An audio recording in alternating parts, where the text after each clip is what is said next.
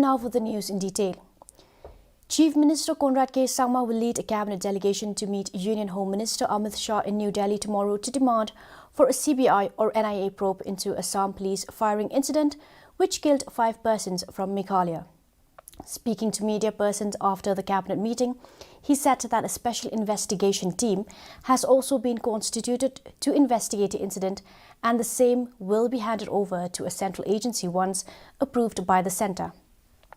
The delegation would also be meeting and submitting a report on the incident to the National Human Rights Commission in New Delhi for necessary action.